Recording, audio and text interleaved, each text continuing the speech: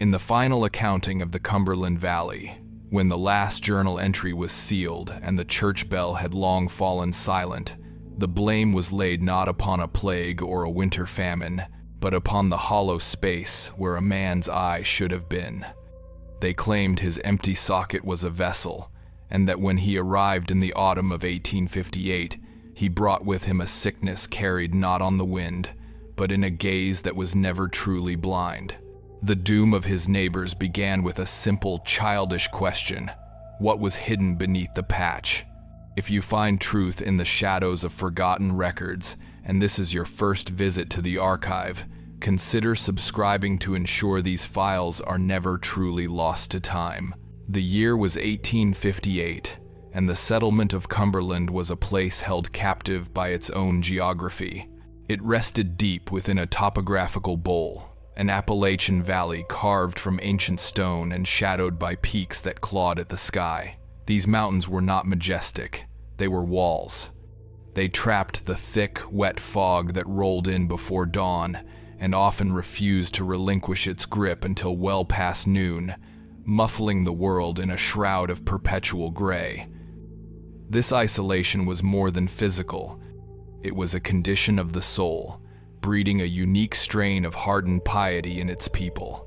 Their faith was as severe and unyielding as the landscape itself, a tool for survival against the gnawing poverty and the profound, unnerving silence of the surrounding wilderness. Life in Cumberland was a quiet, cyclical struggle, dictated by the planting season, the harvest, and the word of God as delivered by the town's spiritual custodian, the Reverend Miles Thatcher. The air itself seemed heavy with unspoken anxieties, smelling perpetually of damp earth, wet coal smoke from the meager hearths, and the sharp, clean scent of pine resin that bled from the endless forests. It was a closed system, a community that looked inward because the outside world was a distant, irrelevant rumor. They knew the faces of their neighbors, the lineage of their livestock, and the specific cadence of the distant thunder that so often served as the valley's only true herald of change. They were a people who believed, with absolute certainty, that they knew every soul within their domain, and that nothing new could enter their world without the express permission of the mountains and the Almighty. They were, of course, tragically mistaken. He arrived on a Tuesday in late October, appearing not on the main track that wound its way tortuously down from the ridge, but emerging directly from the dense, fog-choked woods to the east, as if the forest itself had birthed him. There was no horse, no cart, no companion. There was only the man, a solitary figure moving with a weariness that seemed to have settled deep into his bones. His name, they would later learn, was Elias Granger, and he carried with him nothing but a small, grimy satchel and the clothes on his back. He wore a greatcoat of thick, dark wool, its fabric so worn and filthy that its original color was a matter of pure speculation. It was a garment meant for a much colder climate, or perhaps a much colder man. But it was not his coat, nor his gaunt, hollow-cheeked face, that captured the immediate and unwavering attention of the few who witnessed his silent advent. It was the patch. Over his left eye, he wore a piece of soiled leather, crudely cut and held in place by a stained cord tied around his head. It was not the clean, dignified patch of a war veteran or a man of some unfortunate but respectable accident. This patch was an object of profound neglect. It was dark with grime and what looked unnervingly like old, dried fluid, and it seemed to sit against his skin with an unnatural stillness, as if it had been affixed there for years, becoming one with the flesh beneath. His single visible eye, a pale and chilling gray, did the work of two, sweeping over the small collection of cabins with a detached, assessing calm. It was an eye that did not seem to see people, so much as it seemed to measure the spaces they occupied. His presence caused an immediate and quiet disruption. Women who had been hanging laundry paused, their hands still clutching damp linen, and watched his slow, methodical progress toward the center of the settlement. Men leaning against the porch of the general store, a place that served as the town's social heart, straightened up, their conversations about timber and weather dying on their lips. He did not speak, not at first. He simply walked to the community well, lowered the bucket with a steady hand, and drank deeply, his one eye closed as if in prayer or profound relief. He told the blacksmith, a man of broad shoulders and few words, that he was a miner by trade, that his luck had run out in the pits to the north, and that he was seeking only a quiet place to rest for the winter. His voice was a low rasp, a sound like stones grinding together, and he used it sparingly, as if words were a finite and precious resource. The blacksmith, a practical man, pointed him toward a small, abandoned cabin at the very edge of the settlement, a place left empty after its last occupant had succumbed to a lung sickness 2 winters prior. It was little more than a pile of rotting logs with a leaky roof, but Elias Granger accepted the unspoken offer with a slow, deliberate nod. He offered no further explanation of his past, his purpose, or the nature of the injury that lay hidden beneath the filthy leather patch. And in a community built on shared histories and absolute transparency, such an omission was not merely a curiosity, it was a challenge.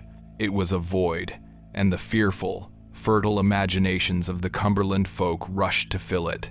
For the adults of the valley, the one-eyed man was a source of deep, unspoken suspicion. He was an anomaly, a variable introduced into a carefully balanced equation of hardship and faith. They watched him from behind their curtains, noting his comings and goings. He kept to himself, gathering firewood, patching the roof of his dilapidated cabin with mud and moss, and occasionally fishing in the creek that ran through the valley floor. He attended the Reverend's Sunday service once, sitting in the very back pew, his single eye fixed upon the pulpit with an intensity that made the Reverend himself stumble over his sermon. He never returned. The adults whispered amongst themselves. They said he was a fugitive, a man running from a dark past. They said he was an apostate, a godless man who had turned his back on the church. The mother of one of the town's younger children swore she saw him talking to himself by the creek bed, his words swallowed by the rushing water, his gestures sharp and angry. But it was the children of Cumberland who were most affected by his arrival.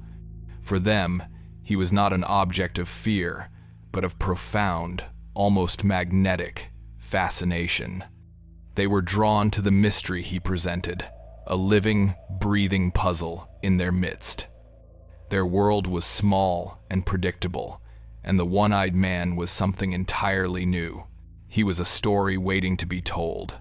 They gathered in small, secret groups at the edge of the woods, their bare feet cold on the damp autumn earth, and they watched him.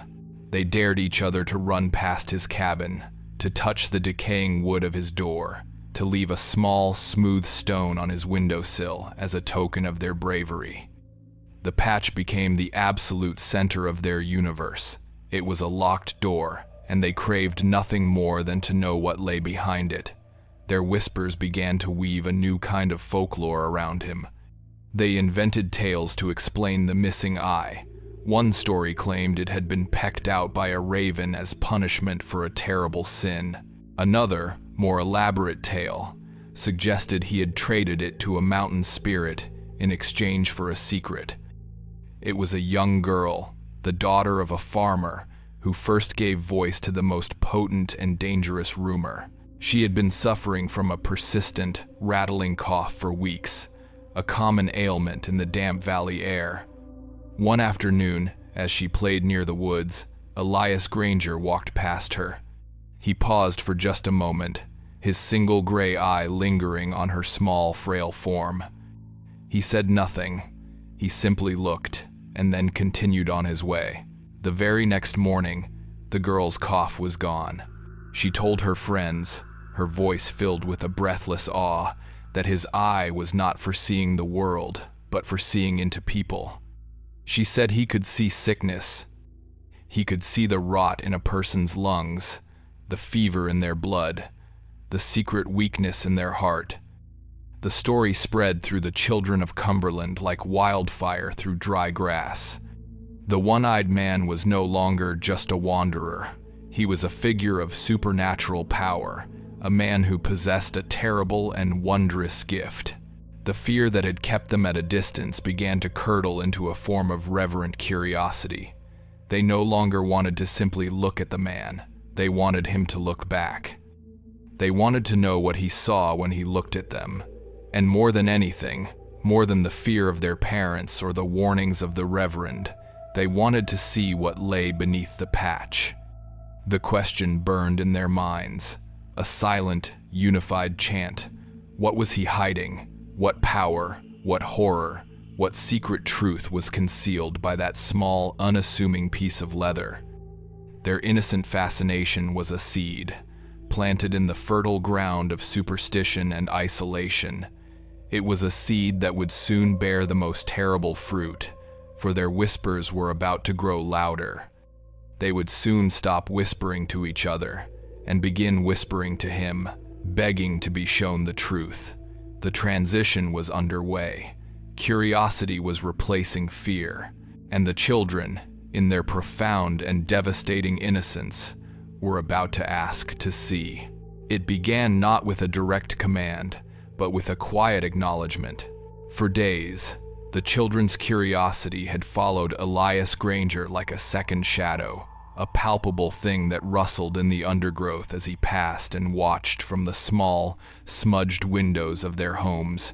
He seemed, for the most part, to ignore their constant, orbiting presence.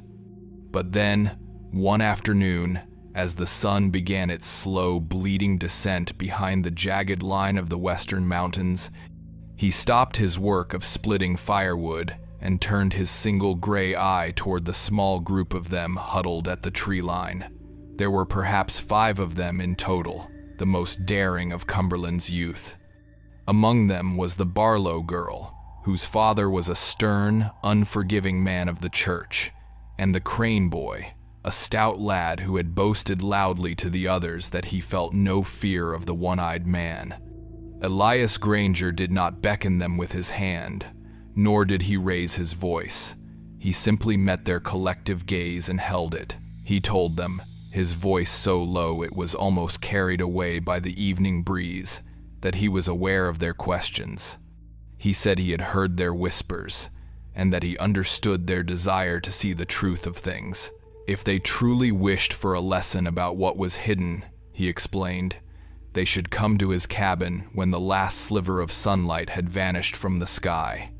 He promised them nothing more than an answer to their curiosity, a brief education in the anatomy of a wound. He then turned back to his work, the rhythmic thud of his axe splitting the twilight air, leaving the children to their decision. There was no real debate. The invitation, as unsettling as it was also an irresistible culmination of all their whispered speculation. It was a challenge they could not refuse without admitting to the very fear they had also publicly denied. As dusk settled over the valley, deepening the shadows until the spaces between the cabins became pools of impenetrable black, they slipped away from their homes one by one. Their parents, occupied with the rituals of the evening meal and the mending of tools, were oblivious. The children converged at the edge of the woods, their small faces pale and serious in the gathering gloom. The journey to his cabin was short, but in the encroaching darkness, it felt like a pilgrimage into a foreign land. The familiar path became a treacherous, alien trail. Every rustle of leaves in the undergrowth sounded like the movement of something large and unseen. Every snap of a twig underfoot was a cannon shot in the profound silence. The air grew colder, carrying the damp, loamy smell of the forest floor. They moved in a tight, silent cluster, their earlier bravado having evaporated completely, replaced by a shared, unspoken apprehension that was both terrifying and exhilarating. The Crane boy was no longer boasting. He walked with his hands clenched into tight fists at his sides. The Barlow girl, who had a nervous habit of twisting a lock of her hair, twisted it now with such ferocity that it seemed she might pull it from her scalp. They were no longer just children playing a game. They were initiates approaching a sacred and perhaps profane rite. The cabin, when they reached it, seemed even more derelict and forbidding than it did in the daylight. It sagged against the hillside as if the earth itself were trying to reclaim it. No smoke rose from its crude stone chimney. The only sign of life was a single point of wavering, yellow light that glowed weakly from its one small window, a light that seemed less a beacon of welcome and more the watchful eye of some nocturnal creature. The door was slightly ajar, and as they drew closer, they could hear a low, rhythmic sound from within. It was not a voice, but a soft, wet, pulsing hum, a sound that did not belong in a human dwelling.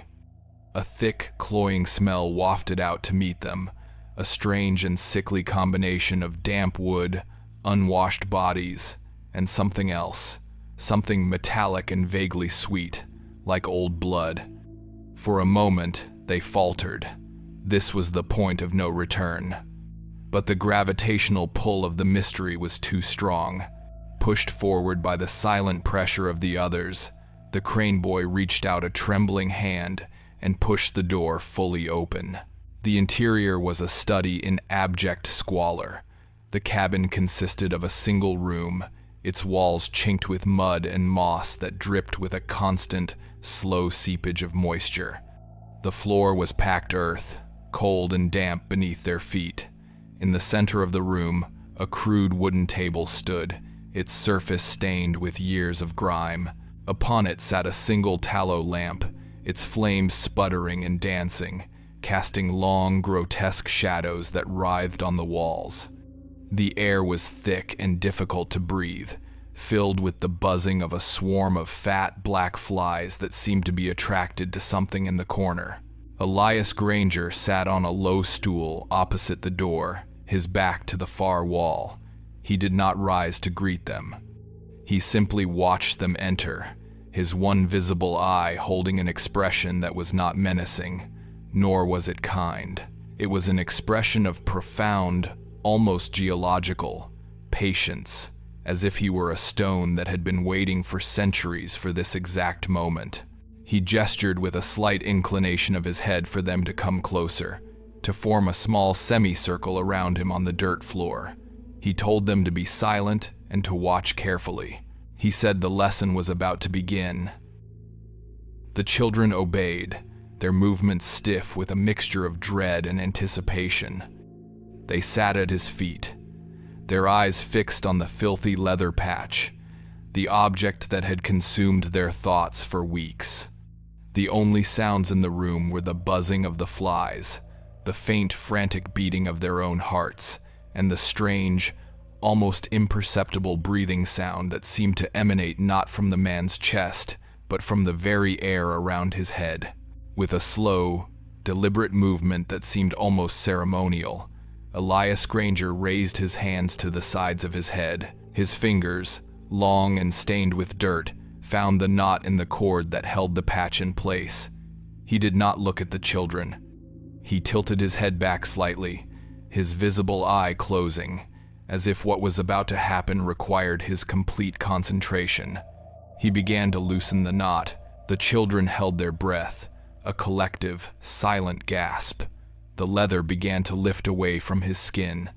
It came away with a soft, pulling sound, a sound of reluctant adhesion, as if it were not merely resting on his flesh, but was in some way rooted to it. He lowered his hands, the patch now held loosely in his lap, and then he opened his eye, both of them, the one they had always seen and the one he had kept hidden. What the children saw in that flickering, uncertain lamplight was not a scar. It was not a wound. It was not the puckered, empty socket of a missing organ. To describe it as a mere hole would be a profound and unforgivable understatement. The space where his left eye should have been was a hollow, yes, but it was a hollow that was undeniably, terrifyingly alive. It was a perfect, dark concavity, a recessed sphere of flesh that seemed to absorb the light around it, creating a pocket of absolute shadow. The flesh itself was not smooth. It was lined with a series of thin, almost translucent tendrils, pale, filament-like growths that moved with a slow, constant, writhing motion, like sea anemones swaying in an unseen current.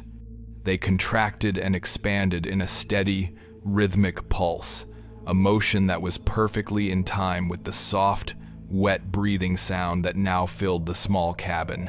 It was the source. The hollow was breathing. It was inhaling and exhaling the foul air of the room, and in its absolute, abyssal center, there was a point of deeper darkness, a spot that was not merely black, but seemed to be a void, a tiny, perfect aperture into a place where light could not exist. There was no pain in the man's expression, no sign of injury. He looked upon them with a serene, almost pedagogical calm, as if he were a teacher, revealing a profound and fundamental truth of the universe. He had promised them a lesson, and this was it. He was showing them that a man could be a vessel. He was showing them that a body could be a doorway. He was showing them that something other, something ancient and patient, could look out from behind a human face. The spell of silence shattered. It was not a scream that broke it, but a choked, guttural sound from the crane boy. His eyes, wide with an uncomprehending horror, rolled back in his head, and he collapsed sideways onto the dirt floor, his body convulsing once before falling still. The sight of his collapse broke the paralysis that had gripped the others.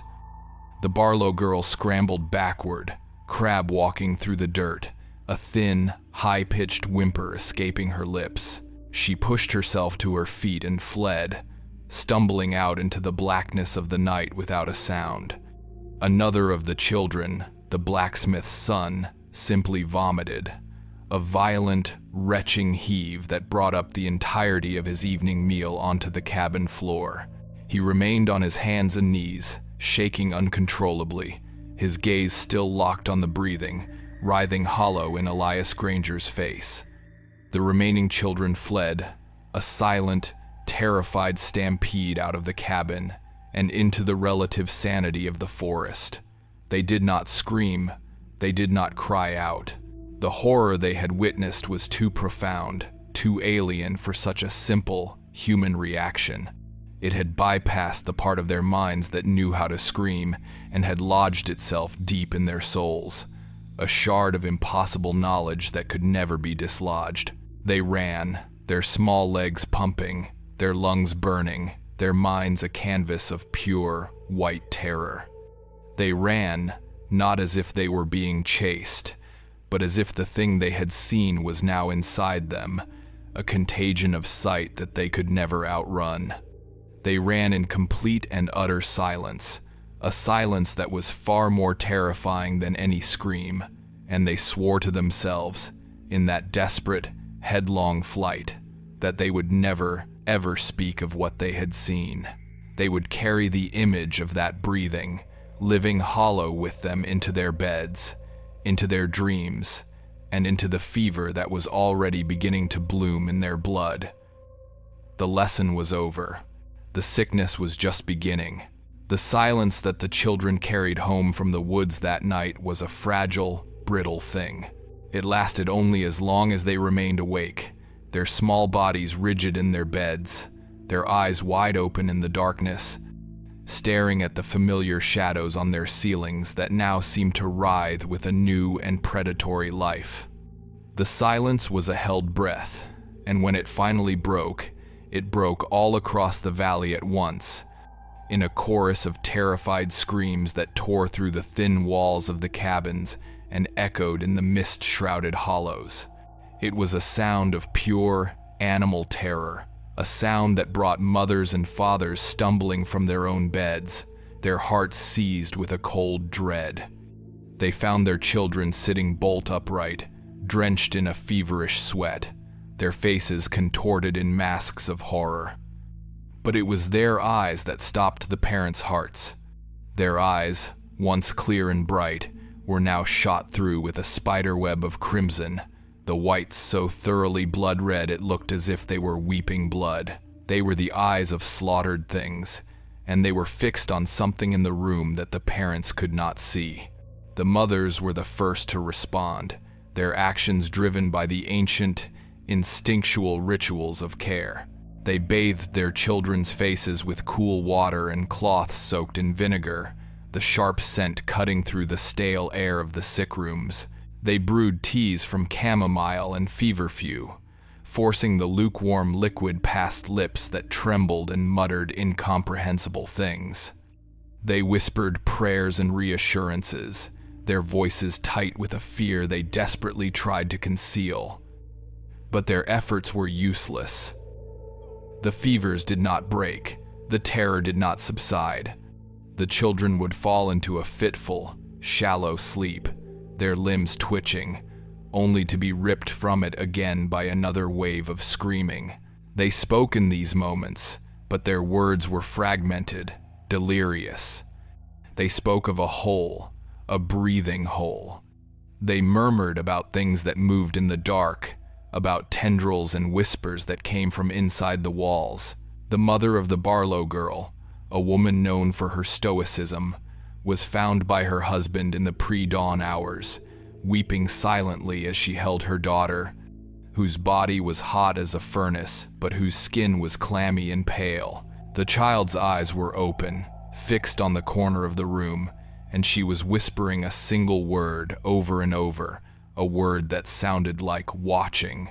The father of the Crane boy, who had found his son unconscious on the floor, managed to get him to his bed, but the boy remained in a state of near catatonia, broken by violent, thrashing fits where he would flail at unseen things in the air around him. The sickness, if it was a sickness, was unlike anything they had ever known. It had no rash, no cough, no physical sign of infection other than the fever and the terrifying, blood-filled eyes. It was a sickness of the soul, and it had taken root in the 5 children who had dared to visit the one-eyed man's cabin.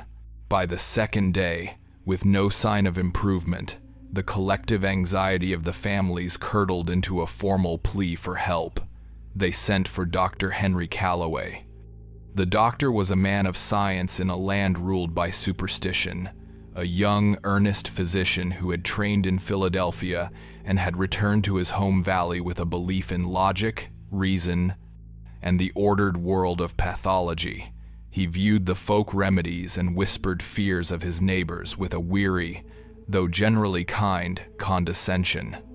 He arrived in his buggy, his leather medical bag smelling of carbolic acid and professionalism, a small, tangible piece of the rational world set down in the heart of a growing hysteria. He moved from cabin to cabin with a methodical calm, his presence initially a profound relief to the terrified parents. They watched as he worked, his movements precise and confident. He examined the children thoroughly. He listened to their chests with his stethoscope, hearing only the frantic, rabbit-quick beat of their hearts. He checked their throats for inflammation, their skin for blemishes, their ears for infection. He found nothing. He recorded their fevers, noting with a growing sense of unease that the temperatures were dangerously high, yet seemed to be having no debilitating physical effect beyond the sweat and the delirium. They were burning from within, but the fire was not consuming their flesh. It was consuming their minds. The doctor's initial confidence began to erode with each new patient. The symptoms were unnervingly identical.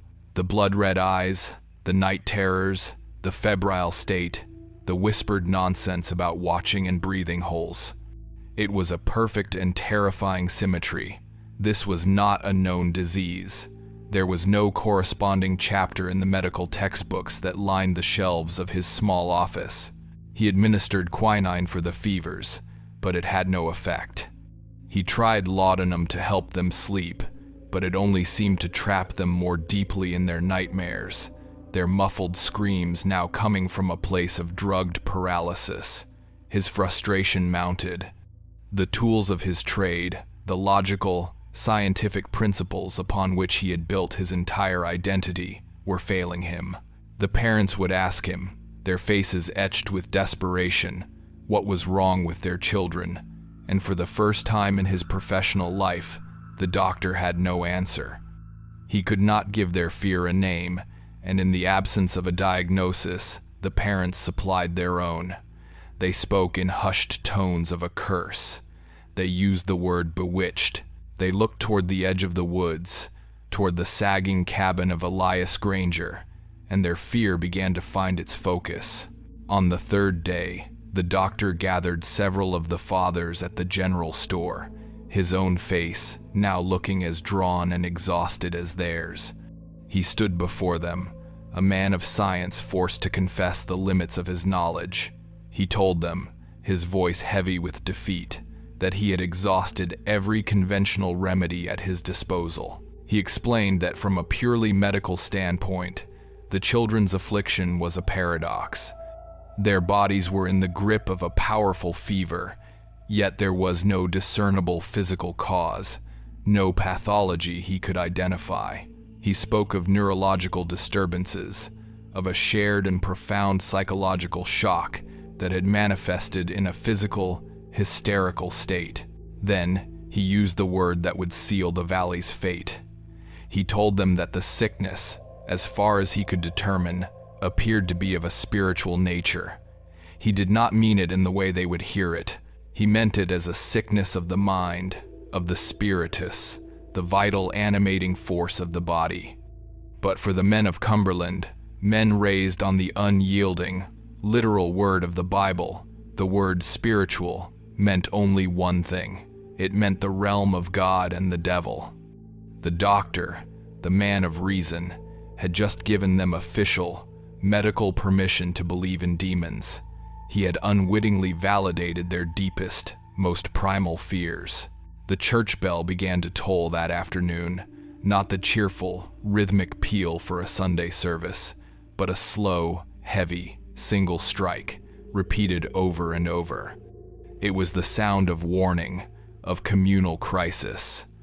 The mournful clang rolled through the mist that choked the valley, a summons to the only authority left that they could turn to. They gathered in the cold, damp church, the entire settlement packed into the hard wooden pews. The air was thick with the smell of wet wool, of fear, and of the vinegar that clung to the clothes of the afflicted families. They were a congregation united not by faith, but by a shared and escalating panic. At the pulpit stood the Reverend Miles Thatcher, a tall, severe man whose piety was as unyielding as the granite of the mountains. He was not a man who offered comfort. He was a man who offered judgment. And as he looked out over his terrified flock, he saw not a tragedy, but a spiritual reckoning. He began his sermon in a low, grave voice that filled every corner of the small church. He spoke of the serpent in the garden, of the fatal, human flaw of curiosity. He reminded them of the story of Lot's wife, who was turned to a pillar of salt for the sin of looking back, for the transgression of seeing what God had forbidden. He told them that the eye was a gateway to the soul, and that an unguarded eye was an open door for evil. The doctor, he declared, had confirmed it. The sickness was spiritual. It was a moral contagion, an infection of sin that had been invited into their homes. It had entered not through the air they breathed or the water they drank, but through the sight of their own children.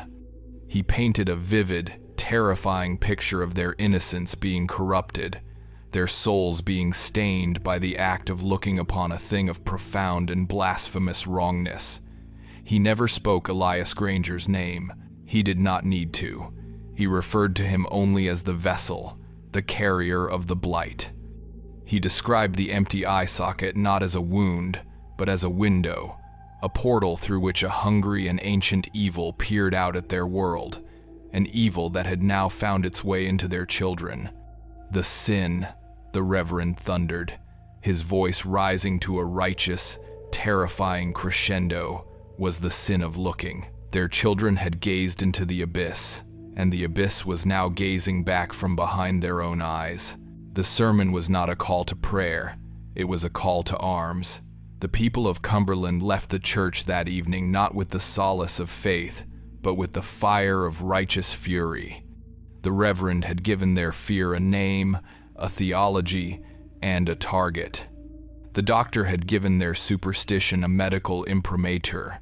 The vague, shapeless dread that had haunted their homes had now been forged into a single, sharp point of blame. They were no longer helpless victims of a mysterious illness.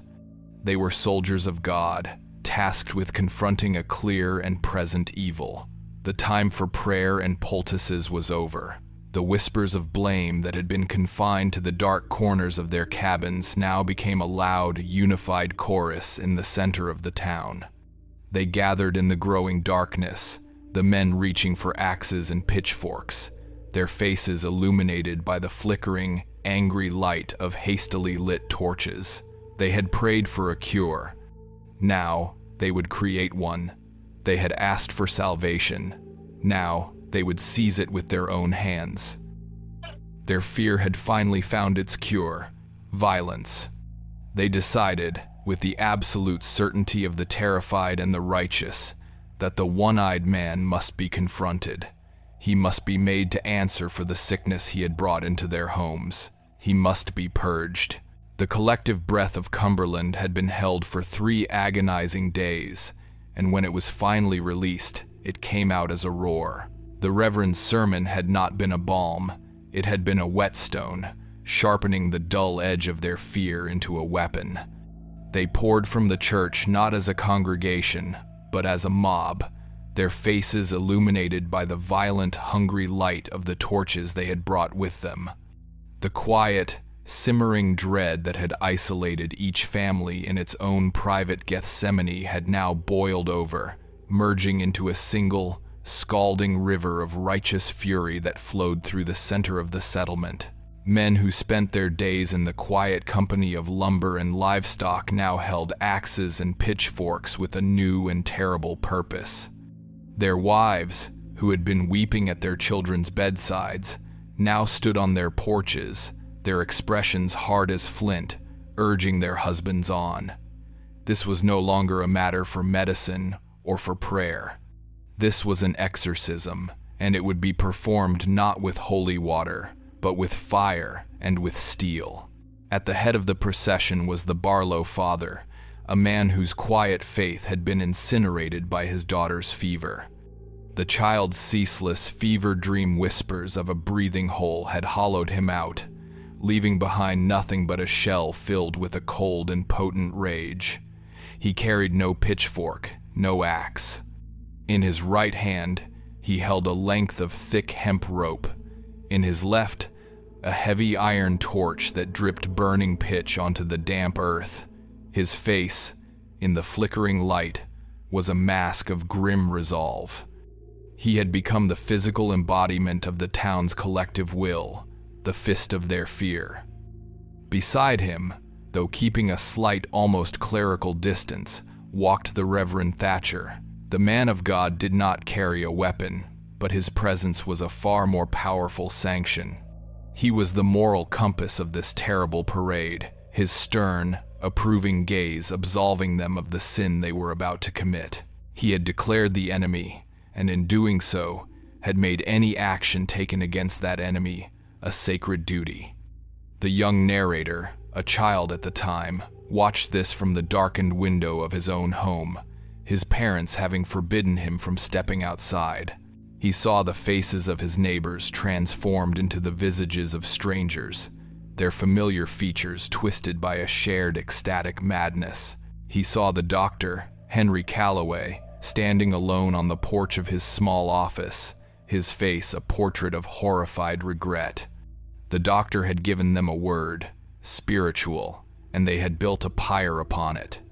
Their march to the edge of the woods was a thing of dreadful sound and motion. Their heavy boots churned the muddy track into a thick slurry. The flames of their torches painted the ever-present fog with strokes of violent orange and red, making the gnarled, leafless trees at the forest's edge look like skeletal sentinels, and they sang. It was not a song of praise, but a hymn of war, an old and wrathful psalm about smiting the wicked and casting out the unclean. Their voices, raw and discordant, rose into the night, a sound meant to bolster their own courage and, perhaps, to terrify the evil they sought to confront. It was a sound that did not belong in the deep, ancient silence of the Appalachian night, a human intrusion upon a place that had long been governed by the patient, unfeeling laws of nature. As they stepped from the open ground of the settlement into the suffocating darkness of the forest, the singing faltered. The trees swallowed the torchlight, pressing in on them from all sides. The air grew thick and cold, heavy with the smell of decay and wet leaves. Their righteous anger, so potent and unifying in the open, now felt small and fragile in the face of the vast, indifferent wilderness. They fell silent, save for the crackle of their torches and the sound of their own ragged breathing. They were intruders here, and they could feel it. The forest was not on their side. When they reached the clearing where the cabin stood, they stopped.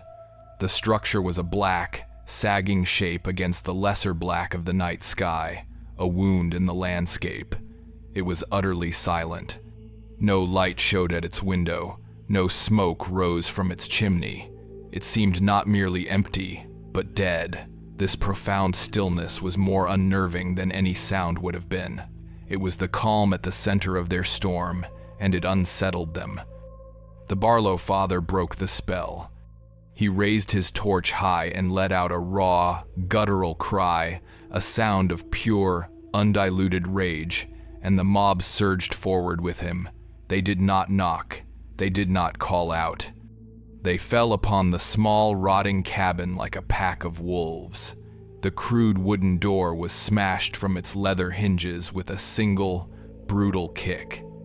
The mob poured into the small, dark space, their torches flooding the interior with a wild, dancing light that threw monstrous shadows against the damp walls. And there he was.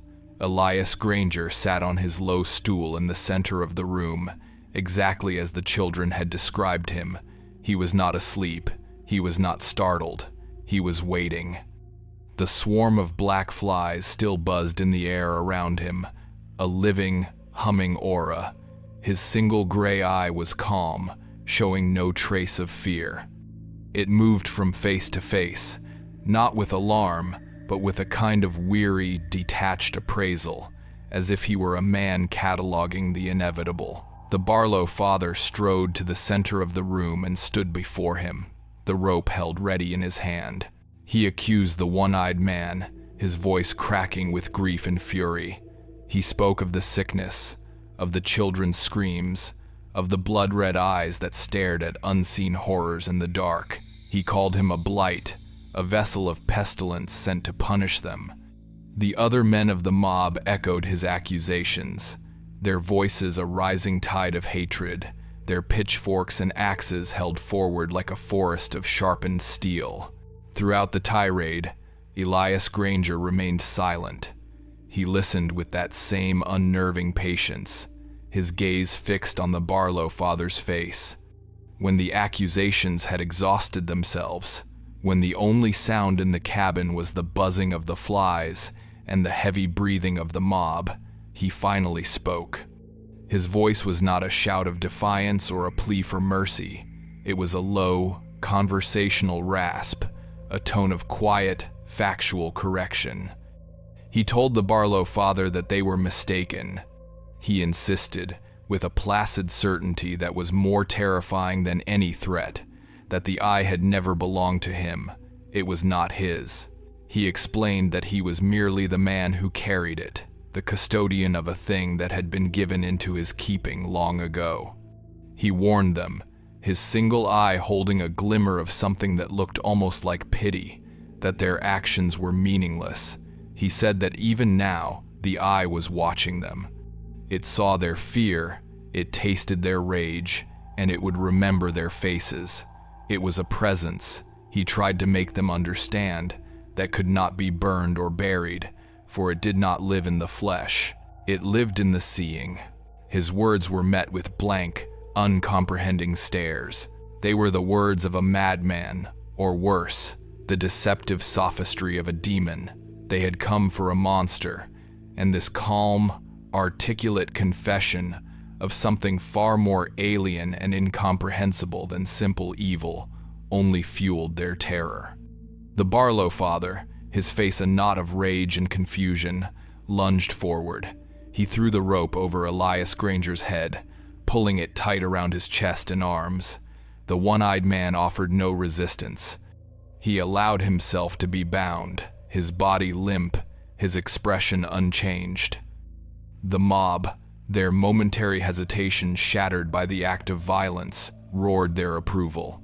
They dragged him from the cabin, his bare feet scraping against the cold, damp earth.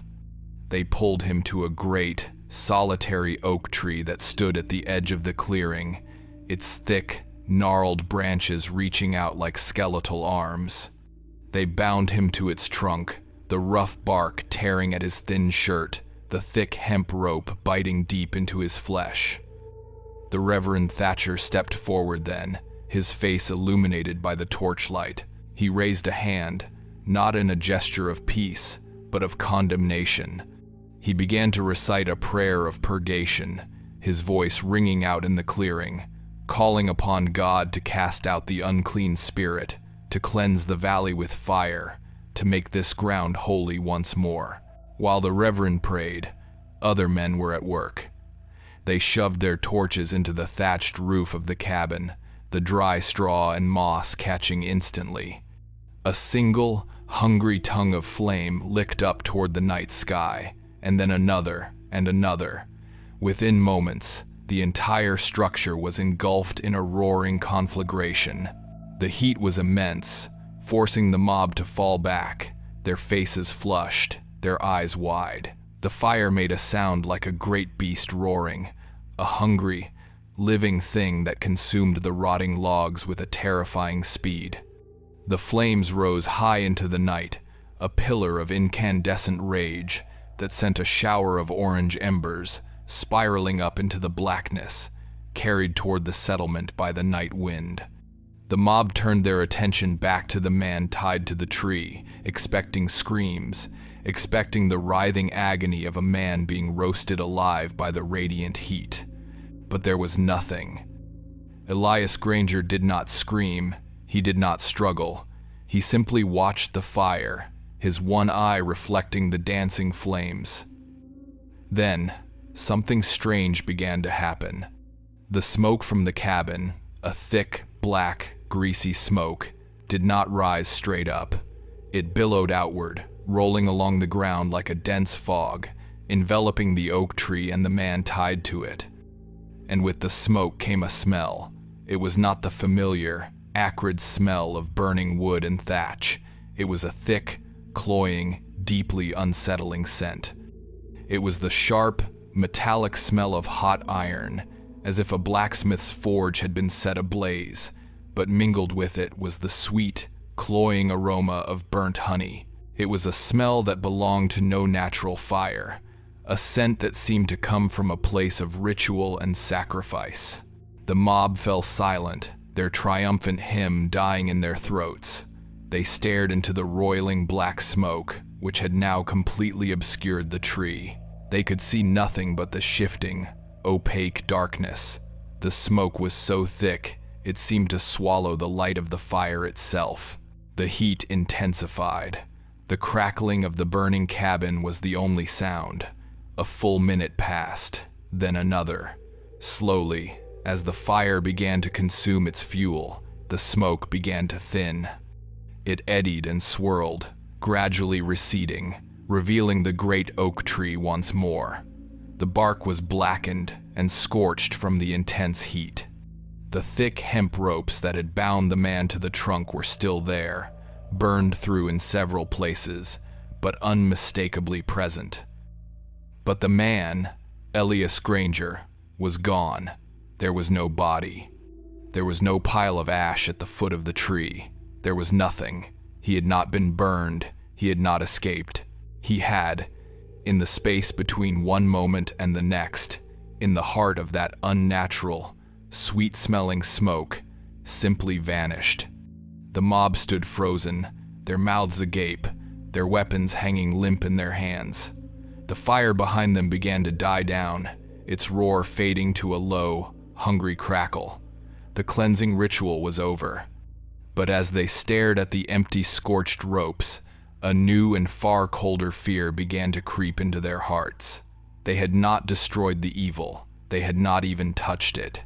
They had performed a monstrous act upon a man who claimed to be nothing more than a vessel, and in their violent, ignorant rage, they had perhaps only succeeded in breaking the vessel and releasing what it had contained. They believed, or tried to believe, that they had purged their valley. They would return to their homes and sleep the sleep of the righteous, convinced that their children's fevers would break with the coming of the new day. They thought their ordeal was over. In truth, the doom of Cumberland was only just beginning. The dawn that followed the burning of the cabin broke upon a valley that had convinced itself it was cleansed. The sun, a rare and welcome visitor, managed to pierce the morning fog, casting long, hopeful rays of light across the damp earth. The townsfolk emerged from their homes with a sense of weary, brutal satisfaction. They had faced the darkness and driven it out with fire. They had performed the terrible, necessary surgery to excise the cancer from their midst. There was a quiet, almost reverent mood in the settlement. They expected to hear that the fevers had broken, that their children had woken from their nightmares, their eyes clear and their minds their own again. They listened for the sounds of laughter, for the return of the life that had been stolen from them, but the only sound that greeted them was the same one that had haunted their nights, the sound of weeping. The sickness had not receded. The fires of the previous night had been a useless, profane ritual, a gesture of impotent rage against an enemy they had fundamentally misunderstood. The children were no better. In some cases, they were worse. Their fevers raged with a renewed intensity, their blood-red eyes now seeming to hold an ancient, knowing sorrow. The purge had been a failure. The monster was gone, but the disease remained, and a new, more insidious fear began to take root in the heart of Cumberland. The fear that the evil had not been in the man at all, but had been left behind, a spectral contagion loosed upon them all. This new phase of the affliction began subtly, not with fever or screams, but with a quiet and terrifying alteration of perception. It started with the members of the mob, the men who had stood in the clearing and watched the cabin burn, who had smelled the impossible scent of iron and honey on the smoke. The Barlow father was the first to experience it, while sitting at his rough-hewn kitchen table, staring blankly at the wooden surface. He saw it. In the swirling, complex patterns of the wood grain, a face resolved itself. It was not a vague, suggestive shape, but a clear and perfectly rendered image of a human face, its expression one of silent, abject terror. He blinked, rubbing his eyes, but the face remained, locked in the wood.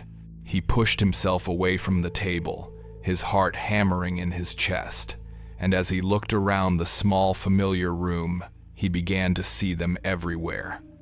A pair of eyes stared back at him from the smoke stains on the ceiling above the hearth. A mouth, open in a silent scream, was formed by a crack in the plaster wall.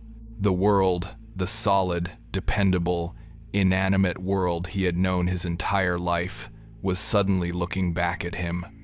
It was a phenomenon of pathological pareidolia, a neurological storm that forced the mind to find patterns, specifically human faces, in the chaos of the mundane.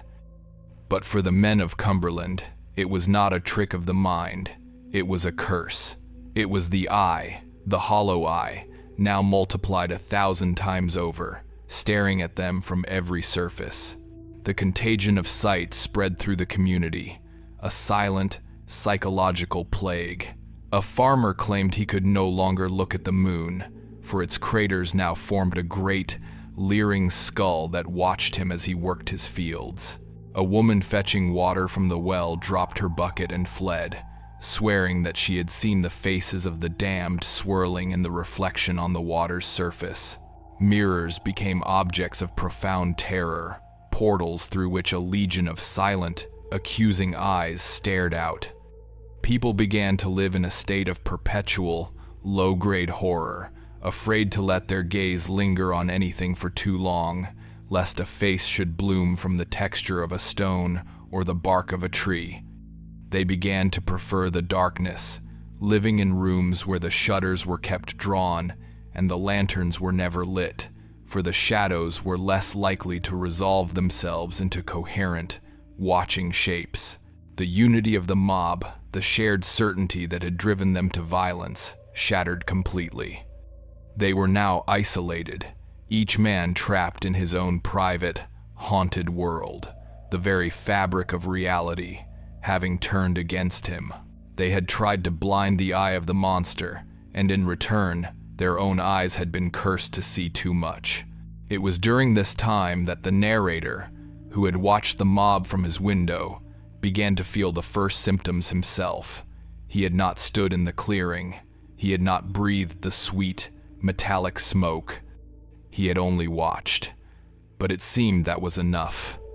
For him, the affliction began not with faces in the world, but with a flaw in his own vision. It started as a small, dark floater in his left eye, a common enough annoyance. But over the course of a day, it began to change. It grew darker, more solid. It did not drift aimlessly as a floater should, but remained fixed in the center of his vision, a persistent, blooming shadow. When he closed his eyes, it was still there, not as an absence of light, but as a point of active, profound blackness against the reddish backdrop of his own eyelids. It felt like a stain, a drop of ink that had fallen upon the lens of his eye. But then, it began to take on a structure. It developed thin, filament-like lines that radiated outward from a central point, a shape that was horribly, intimately familiar. He was seeing the tendrils. He was seeing the hollow, not as a memory, but as a permanent, physiological lesion upon his own sight. The sickness was not just for those who acted, but for those who witnessed. The act of seeing the horror was the act of contracting it. While the town descended into this surreal, visual torment, Dr. Henry Calloway was descending into his own private hell of guilt and obsession. His single, ill-chosen word, spiritual, had been the spark that lit the pyre. He saw the faces of the mob, now pale and haunted, and felt the crushing weight of his responsibility. He had abandoned science for a comforting, dangerous metaphor, and the consequences were echoing through every shadowed corner of the valley. He had failed as a man of medicine. But the scientist in him, though battered, was not dead. He refused to succumb to the spreading madness. There had to be a physical cause, a rational explanation, however terrible. His obsession found its focus when, 6 days after the burning, the Crane boy finally died. The boy's body, exhausted by days of fever and ceaseless terror, simply gave out. His heart, after beating at a frantic, terrified pace for nearly a week, finally fell silent. The family was consumed by a grief so profound it was almost silent. For the doctor, however, the boy's tragic death was something else. It was an opportunity. It was a chance to look for a physical answer, to find the source of the rot that was consuming them all. That night, driven by a desperate need for a truth he could hold in his hands, the doctor committed an act that was, in the context of Cumberland, a transgression almost as profound as the one committed by the mob. He went to the small, cold shed behind his office where the Crane boy's body lay, awaiting burial. He locked the door. He lit 2 lanterns, their clean, bright light a stark contrast to the creeping shadows of the other homes in the valley, and he began a dissection. It was a grim, solitary, and sacrilegious task. The community would have seen it as a mutilation of the dead, a violation of the sacred vessel that had once held a soul. But for the doctor, it was a search for a pathological agent, for the kind of tangible proof that could restore his shattered faith in an ordered, knowable universe. He worked with a grim, methodical precision, his scalpels and bone saws moving with a practiced skill that felt obscene in the face of such a small, tragic subject. He examined the boy's organs. The heart was strained, but healthy. The lungs were clear. There was no sign of disease, no inflammation, no infection that could account for the raging fever that had consumed him. All of the boy's systems were, from a purely medical perspective, unnervingly normal. With a growing sense of dread, the doctor knew he had to look in the one place left, the seat of perception itself. He turned his attention to the boy's head. The procedure was gruesome, a thing of terrible, wet sounds that echoed in the small, silent shed. He opened the skull, exposing the brain. The organ, the most complex and mysterious object in the known universe, lay before him, a pale, convoluted landscape of soft tissue. He began his examination, meticulously slicing, searching for any sign of a tumor, a hemorrhage, a lesion, anything that could explain the boy's symptoms. He focused on the occipital lobe, the region at the back of the brain responsible for processing visual information. It was here, he reasoned, that the root of the sickness must lie, and it was here that he found it. Deep within the gray matter, nestled against the optic nerve with a precision that suggested not a random biological anomaly but a deliberate placement, was a small, foreign object. His hand trembled as he used his forceps to extract it. He held it up to the lantern light. It was no bigger than a grain of rice, perfectly smooth and ovoid. It was not a stone, not a piece of bone. It was a tiny, flawlessly clear lens, a sliver of what looked like polished glass or crystal. It was an object that had no biological right to be there. It was an artifact. It was a piece of a machine. The doctor stared at the object resting in his palm, and the full, horrifying truth of their situation finally settled upon him. This was not a curse in the way the Reverend meant it. This was a transmission. Elias Granger's hollow eye had not been a wound. It had been a projector. It had broadcast something into the minds of the children, something that had physically embedded itself in their brains, a parasitic lens that hijacked their own perception and forced them to see the world through its own terrifying filter. The sickness was not spiritual. It was neurological. It was not a punishment for a sin. It was a symptom of a biological invasion. The eye had literally carried the sickness into their homes, not as a metaphor, but as a physical, transmissible agent. This discovery, this piece of terrible, empirical evidence, offered no comfort. A spiritual evil could be fought with faith, but how could one fight this? How could you remove a thing that had become part of the very structure of your brain, a thing that controlled the way you saw reality itself? As the doctor stood in his shed, the small, impossible lens glittering in the lamplight, he understood that the doom of Cumberland was far more methodical, far more intimate than he had ever imagined. The narrator, in his own home, felt the shadow behind his eye pulse with a faint, cold light, and knew, with an instinct that defied reason, that he had to return to the source. He had to go back to the ashes of the cabin, to the place where the eye had been opened, to find what truth, or what horror, remained. The compulsion that drove the narrator from his home was not a decision, but a physical tide pulling him from within. The shadow that had bloomed behind his eye was no longer a passive stain. It had acquired a rhythm, a faint, almost imperceptible pulse that synchronized with his own heartbeat.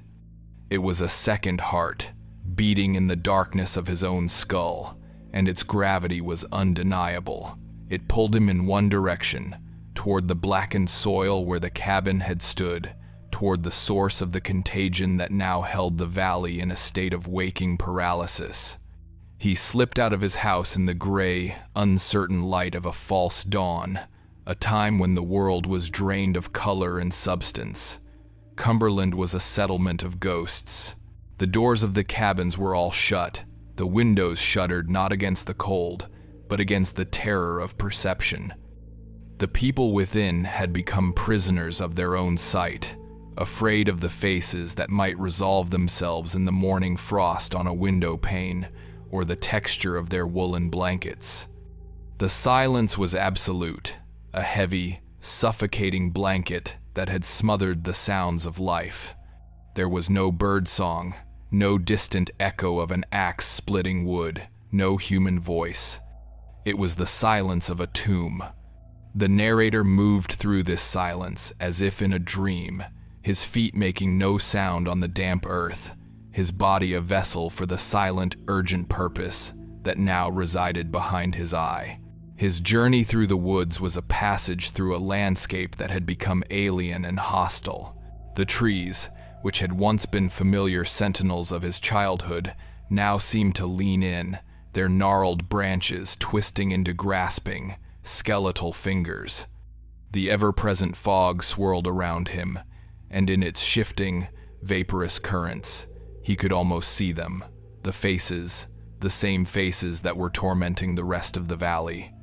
He kept his gaze fixed on the path, on the ground immediately before him, knowing that to look up, to let his eyes linger on the chaotic patterns of the forest, would be to invite the madness that had already claimed so many.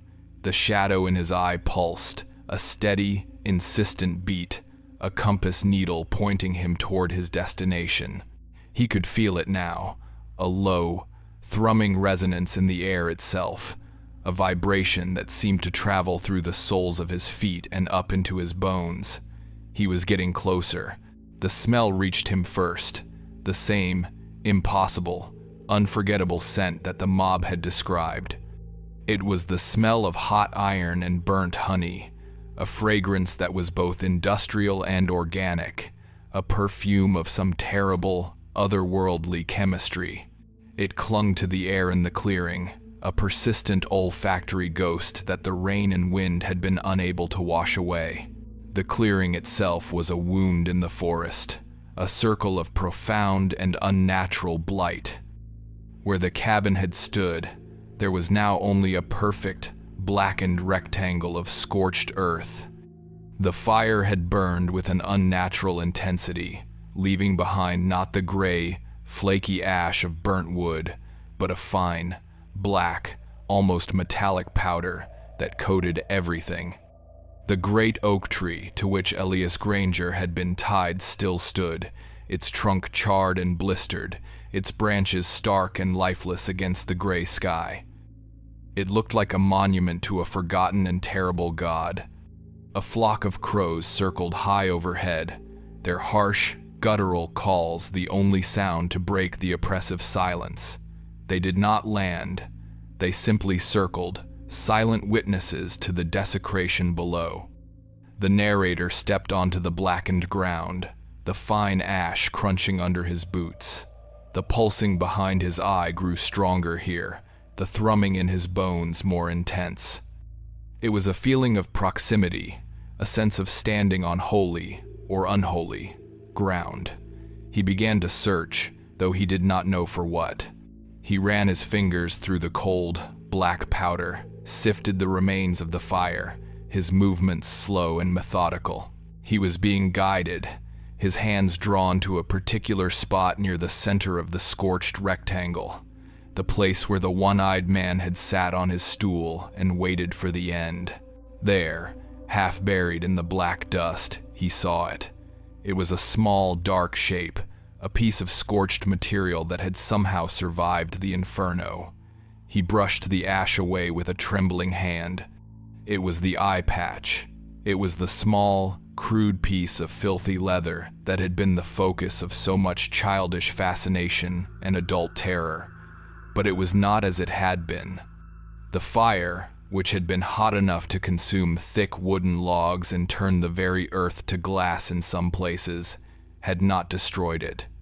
It was intact, though its surface was blackened and cracked like old parchment, and as he stared at it, he saw the faint, rhythmic movement that his own internal shadow had been mirroring.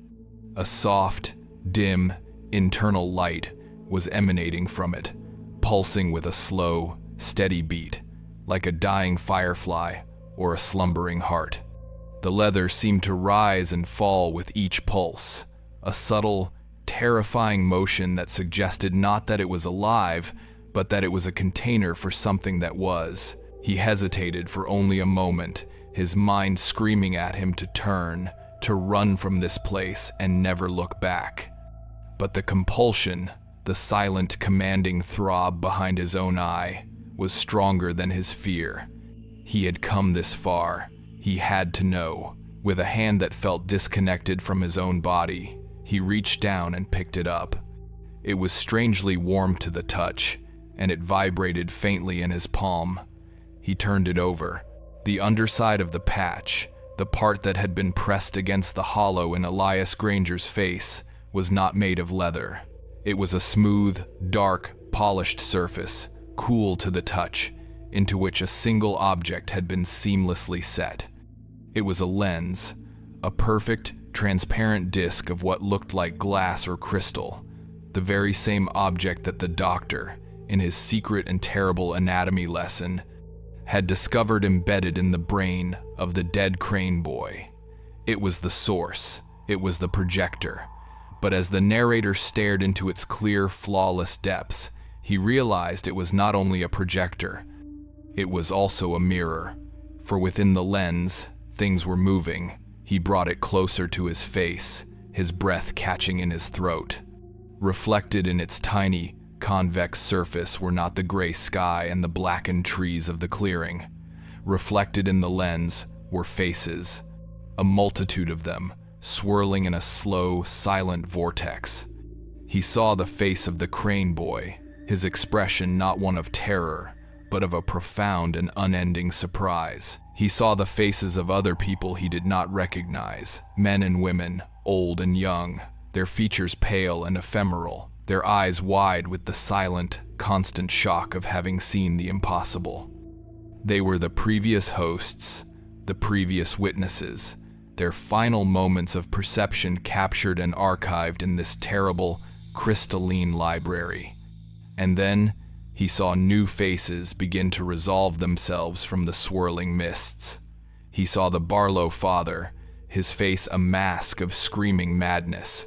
He saw his other neighbors, their features twisted in agony as they stared at the horrors that had bloomed in their own homes. The lens was not just a record of the dead, it was a live feed of the damned.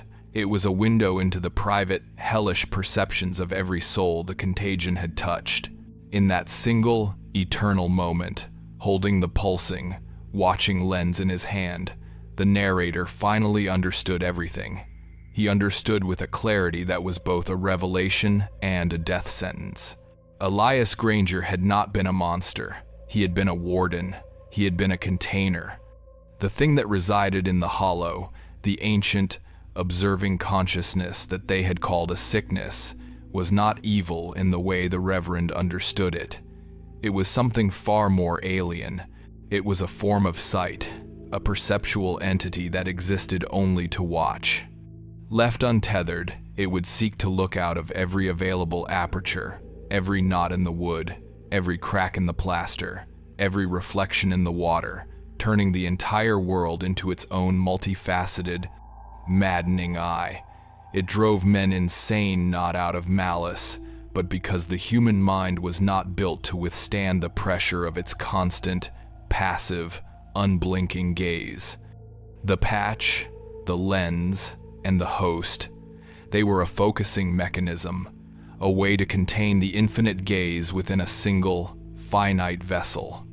By destroying the host, the mob had not killed the entity. They had merely shattered the lantern, allowing the light to spill out everywhere at once, burning everything it touched. The narrator looked up from the lens, at the circling crows, at the blighted earth, at the path leading back to the village of the screaming and the mad.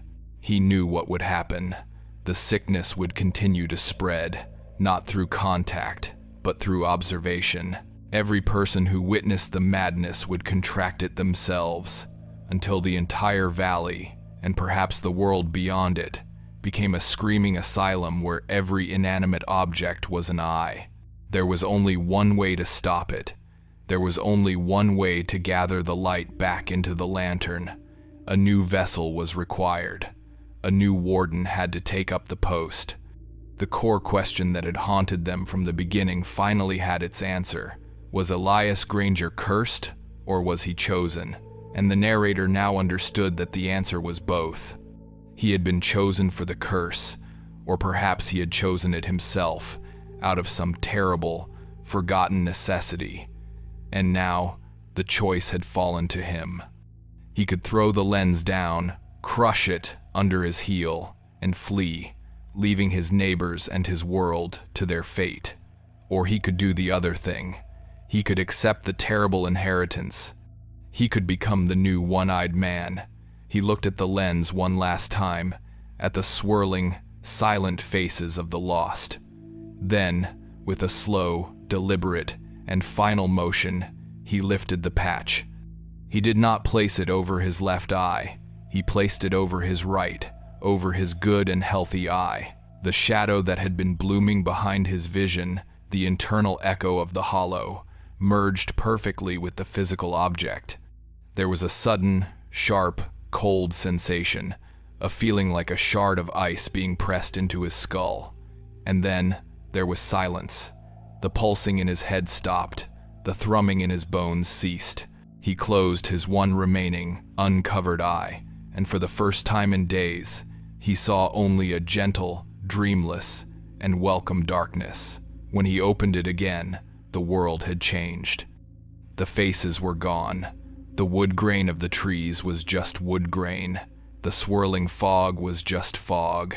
The terrible, oppressive weight of being constantly watched had lifted. The gaze that had been scattered across the entire valley was now gathered, focused, and contained within the small, dark space behind the leather patch he now wore. He was the vessel. He was the warden. He was the eye. He turned and began the long, solitary walk back toward what was left of his life. A silent, one-eyed figure moving through a world he had just saved by damning himself. He knew he would be feared. He knew he would be shunned. But that was the price. Someone had to keep watch. Recovered from the journal of Dr. Henry Calloway, sealed since 1859, the case file on the Cumberland Valley is now closed. Our work in these forgotten rooms of history is only made possible by your witness. Subscribe to the Blasphemy Archive to be present when the next file is opened, and leave your thoughts on the nature of the watch that must be kept.